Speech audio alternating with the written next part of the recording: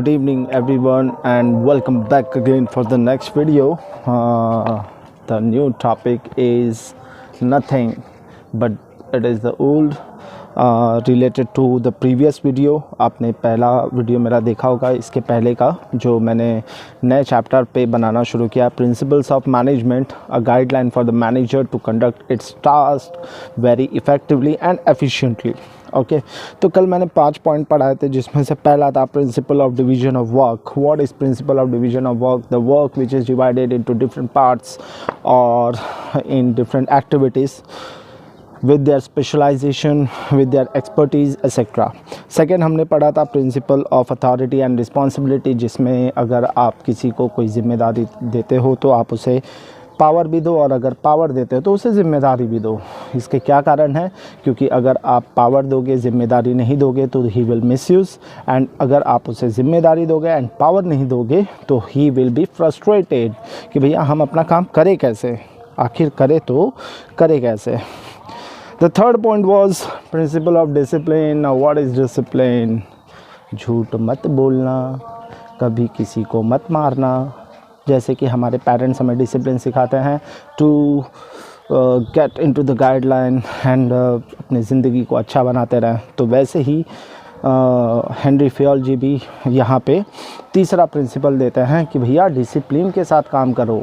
If you have been given some task, do that task very effectively and very efficiently or very accurately. Okay, ताकि उसमें कोई गलतियाँ ना हो. आप यहाँ पे काम कर रहे हो, दूसरे जगह फ़ोन पे बात कर रहे हो या कुछ और कर रहे हो, तो इससे काम नहीं होगा. If you are in a office, then you have to behave like a person in a office, not like a person at a home. ये चाय लेके आओ, ऐसा नहीं चलेगा. Fourth point was unity of command. What is unity of command? कि भैया one boss, ठीक है, यहाँ पे एक ही मालिक होना चाहिए, एक ही बॉस होना चाहिए, जिसको जो हमें कमांड करे और जिसको हम रिजल्ट लाके दे सके. The fifth was principle of unity of direction. Unity of direction क्या था? कि एक ऐसा प्रिंसिपल है जिसमें ये बोला जाता है कि if certain group of person are doing the similar activities then it should be done under one guidance. अगर दो गाइडेंस में आप चलोगे तो ना आपकी नाव वहाँ जाएगी, ना तो आपकी नाव वहाँ जाएगी, सीधा रहेगी सेंटर में और सीधा डूब जाएगी. ठीक है, सो that should B only one unity of direction, जिसमें एक ही पर्सन सारे ग्रुप ऑफ पीपल को प्रॉपर तरीके से गाइड करेगा. ठीक है, तो यहाँ तक तो ठीक है.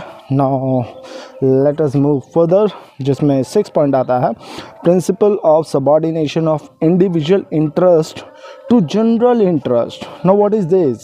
According to this principle, the interest of individual must be given less importance than the interest of the whole organization. जैसे कि आप एक घर में रहकर जो आपके लिए इतना कमाता है, आपके पीछे खर्चा करता है, ठीक है, आप उसका इंटरेस्ट छोड़कर सिर्फ आप अपने फ़ायदे की बात सोचोगे या सिर्फ आप अपने दोस्त के बारे में सोचोगे, तो एक काम करो, उन्हीं से पैसा लो, उन्हीं के दम पे खाओ, उन्हीं के दम पे एंजॉय करो. ठीक है, पेरेंट्स से क्यों पैसा लेना. ठीक है, तो there should be proper organisational interest, not individual interest. अगर सचिन तेंदुलकर ये सोच के मैच खेले कि भैया हमको तो आज 100 बनाना है, भले टीम हारे या हारे, या विराट कोहली ये सोच के खेलता है कि भाई कुछ भी हो जाए, गाली तो मैं दूंगा, भले अपना इमेज चला जाए. ठीक है, तो ऐसा नहीं होता.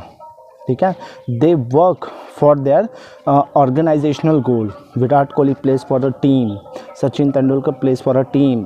ठीक है, that is a first interest for organisation and then after self individually.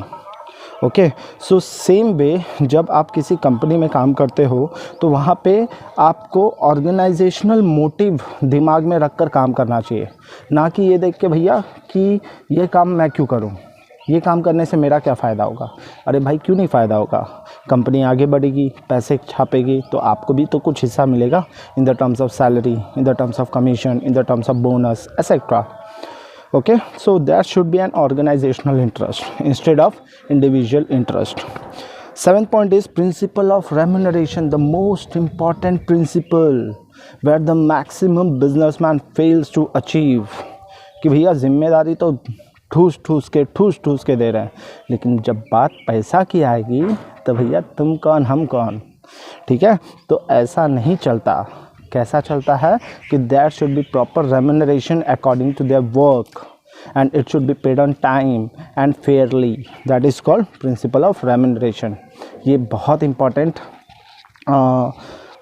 Principles है, जिसमें अगर आप भी समझो भविष्य में अगर बिजनेसमैन बनते हो तो it is applied to your business also, because there you will be a boss or a manager and the other person will be the employee. ठीक है, तो अगर आप उससे काम करा रहे हो और उसे सैलरी नहीं दोगे और वो भी सही समय पे नहीं दोगे, वो भी सही तरीके से नहीं दोगे, तो वो क्या काम करेगा आपके लिए?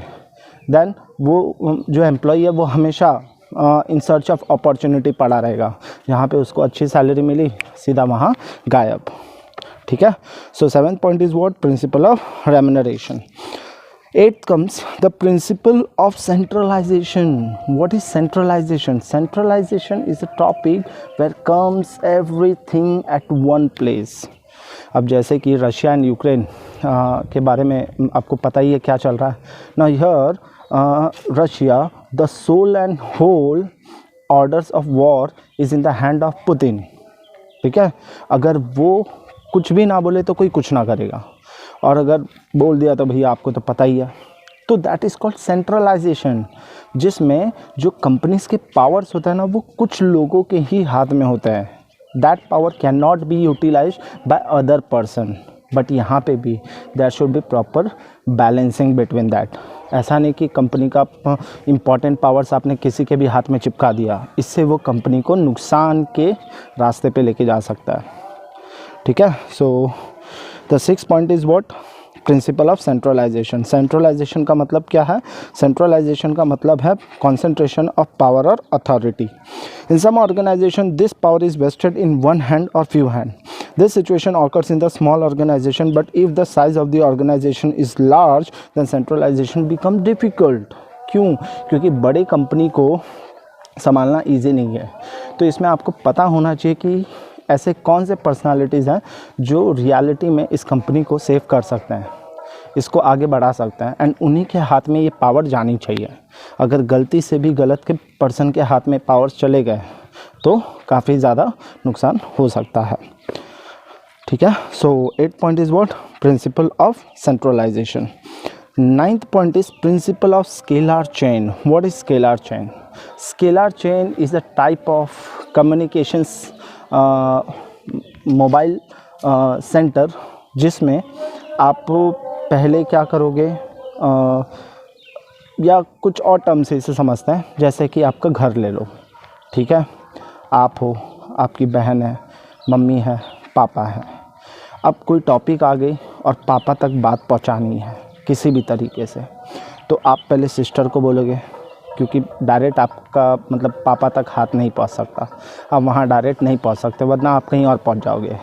ठीक है, तो आपने पहले बहन को बोला, बहन ने मम्मी को मस्का लगाया, और फिर मम्मी तो मालूम है ऐसा मस्का लगाए कि पापा को तो पिघलना ही है।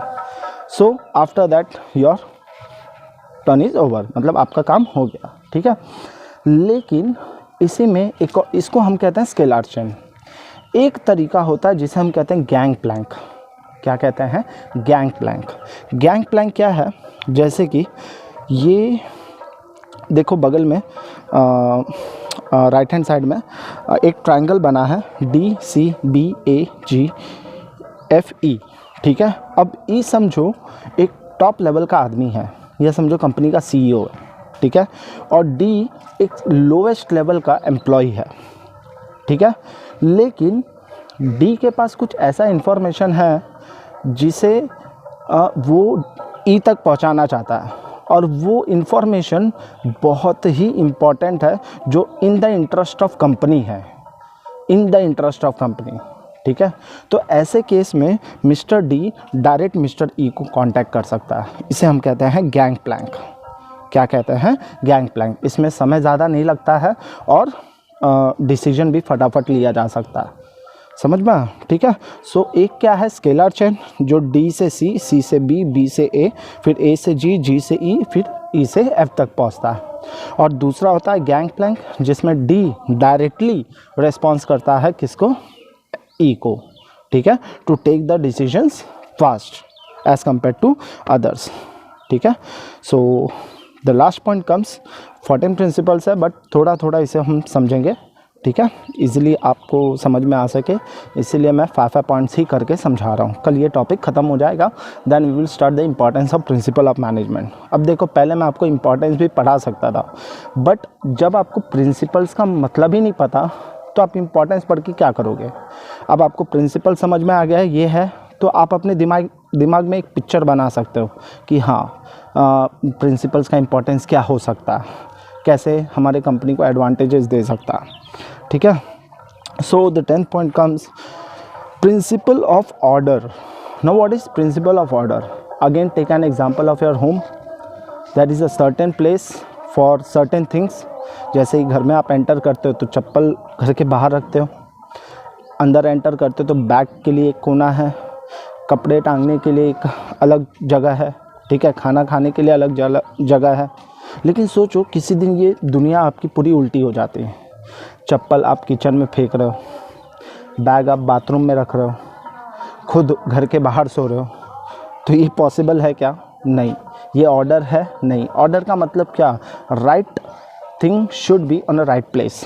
जैसे कि एक पर्सन है जिसने MBA फ्रॉम फाइनेंस किया एंड वो जब जॉब के लिए गया, उसने सारे इंटरव्यूज़ क्लियर किए और फिर उसको सेल्स में डाल दिया गया। वो बंदा क्या काम करेगा बताओ? कुछ नहीं कर सकता, ठीक है। क्यों नहीं कर सकता? Because he is specialised in finance and you are giving the job to him about the sales, then how he can achieve his target. Okay, so principle of order explains the managers कि बेटा ये देखो कि हर एक चीज़ का एक certain जगह होता है जहाँ पे उसे काम कराना चाहिए, इससे आपको भी प्रॉब्लम नहीं होगी और वर्कर को भी नहीं होगी। तो इसे हम लोग कहते हैं प्रिंसिपल ऑफ ऑर्डर, ठीक है। According to this principle, people and material should be in the right place at the right time. It means there must be proper arrangement of materials, ठीक है। It must have right place, similarly there must be proper placement for personal, ठीक है। मतलब जिसे भी आप appoint कर रहे हो उसे वही जॉब दो जिसके लिए वो एलिजिबल हो, जो वो कर सके, ठीक है।